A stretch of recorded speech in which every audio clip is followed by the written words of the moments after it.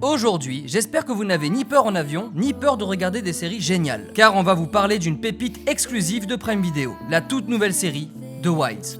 Créée par Sarah Streicher, qui a fait ses armes en tant que scénariste sur la série Daredevil, The Wilds est décrite comme une série à mi-chemin entre un drame survivaliste et une soirée pyjama dystopique.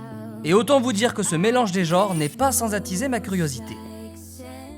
On pourrait aussi dire que c'est un peu le mix parfait entre Lost, la série culte disponible aussi sur le catalogue Prime Video, et de Seul au monde, avec Tom Hanks, que vous pouvez également retrouver sur Prime Video. Bah ouais, c'est vrai qu'il y a tellement de contenu sur Prime Video qu'on pourrait l'emporter sur une île déserte et en profiter tranquillement pendant des années. Enfin, si l'île déserte est équipée de Wi-Fi. Contrairement à Seul au monde, The Wilds ne suit pas seulement un homme avec une grosse barbe d'aventurier Koh-Lanta, mais un groupe d'adolescentes issues de différents milieux et qui doivent se battre pour survivre sur une île déserte suite à un crash aérien. Et au lieu de parler à un ballon de volley, bah elle joue à la cocotte.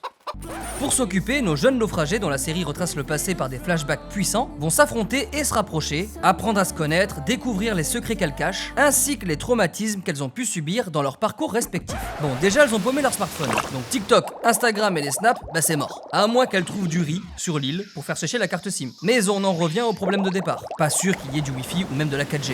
Non, c'est mort de chez mort. Forcément, les meufs dépriment du coup, et se rappellent avec nostalgie de l'époque où elles pouvaient déprimer sur un lit confortable. Mais aussi de ces longues heures, c'était le bon temps, où elles pouvaient jouer du violoncelle. Ici, à part entendre le bruit du ressac, c'est un peu monotone.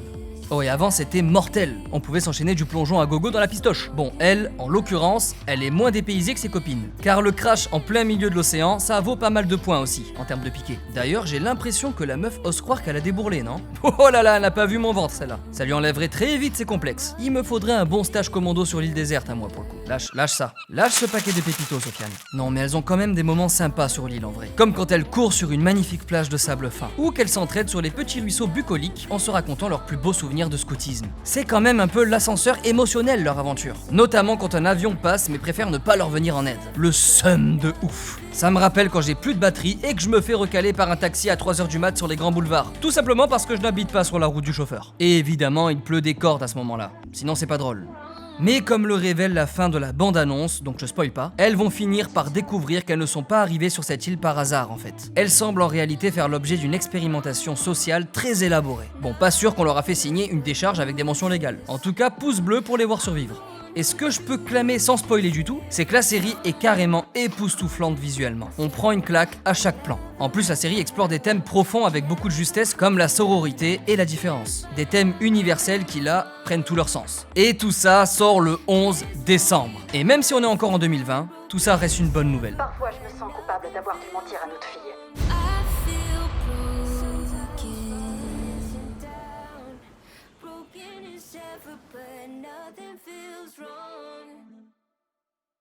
Sometimes falling isn't down.